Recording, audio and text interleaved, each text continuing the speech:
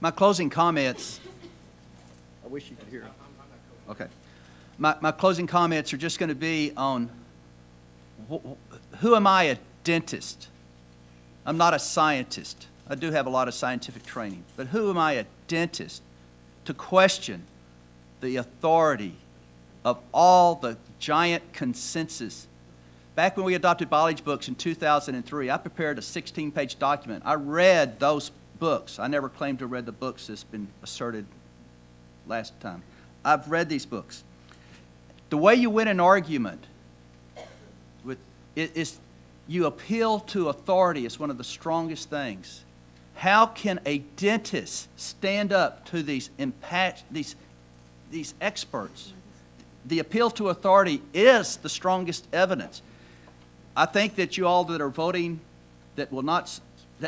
all those that are voting to strike this amendment, my fellow board members, are doing it on the basis of the authority of those that that have talked to you and to advise and advised you. And I don't begrudge that at all. I mean, they are the experts. But science doesn't operate on consensus. But let me just read some quotes about the experts' blind spot. These quotes, first two quotes, are going to come from Wonderful Life. Stephen Jay Gould. I seem to like Stephen Jay Gould. He wrote a book called The Wonderful Life. I think that's what it was. Wonderful Life. It describes Burgess shale fossils up in, I think in Canada. America's premier scientist, the head of the Smithsonian Institution, is this guy named Charles Walcott, back when they discovered it. Charles Walcott had all these incredibly cool fossils, all these really strange little creatures of the Cambrian explosion, and he missed it. He didn't realize they were new. He tried to fit them in existing categories. Here's what Stephen Jay Gould said. The bandwagon can sometimes be wrong. Charles Walcott's one of America's premier paleontologists back in the 20s, misread, here's the quote, the Burgess shale fossil in the light of his well-established view of life, and the fossils therefore reflected his preconceptions, unquote.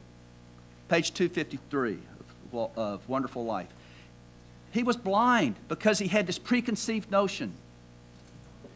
Also, page 276 from Wonderful Life.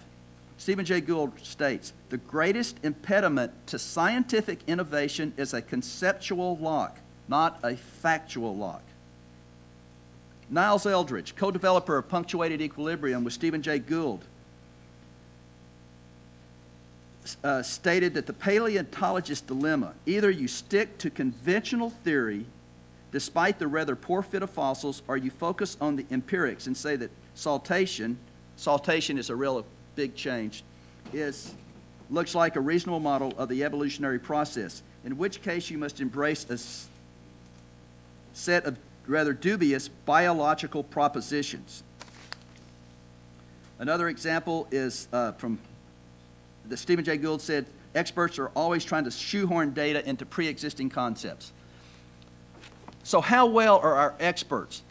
I would like to just give you my final example is the 21st Century Science Coalition. The 21st Century Science Coalition was formed in October and they've collected over 1,400 signatures, over 600 PhD signatures. They signed a statement. The first bullet says, acknowledge that instruction on evolution is vital to understanding all the biological sciences. Well, that's clearly false. You can go a mile over here to these great biology labs at the University of Texas, and you can walk through their labs, and it makes no difference if evolution is true or false in what they're studying unless they're in an integrative biology lab.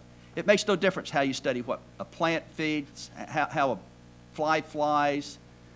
The biology makes no difference if they evolved or not. So evolution is not vital to understanding all of the biological sciences. That's a non sequitur. Make clear that evolution is an easily, here's their second bullet, make clear that evolution is an easily observable phenomenon that's been documented beyond any reasonable doubt. These are what the experts that you all are trusting have said, that evolution is easily observable. That's documented. When we're talking about the common ancestry by unguided natural process, it's not beyond reasonable doubt. There is reasonable doubt. I was realizing, I said, gosh, how can these people, these are brilliant, wonderful people, make this statement? These are clearly false. And then it dawned on me, if you substitute the word genetics Listen to how these statements read. Acknowledge that instruction on genetics is vital to understanding all the biological sciences. Oh, that's true. Make clear that genetics is an easily observable phenomenon. It's been documented beyond any reasonable doubt.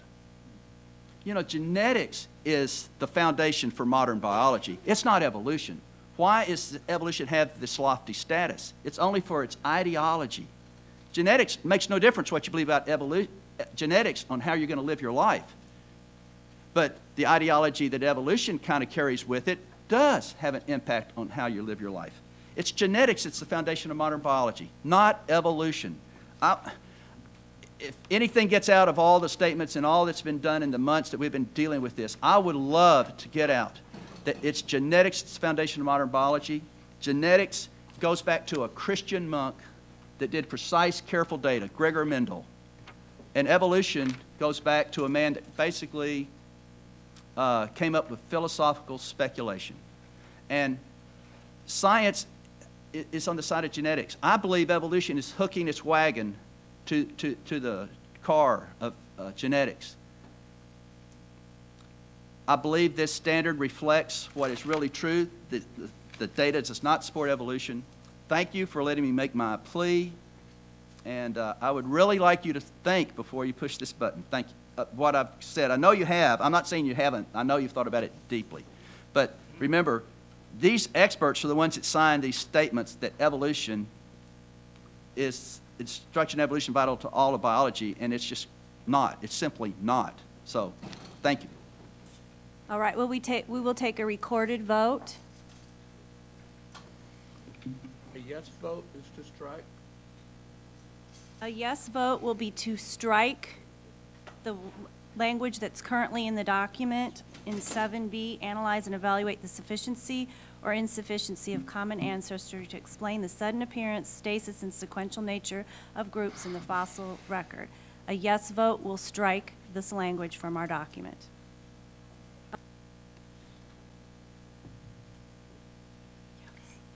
Mary Helen, what is your vote? Yes to strike. Ms. Knight? Yes to strike. The vote is 8-7. The language will be struck.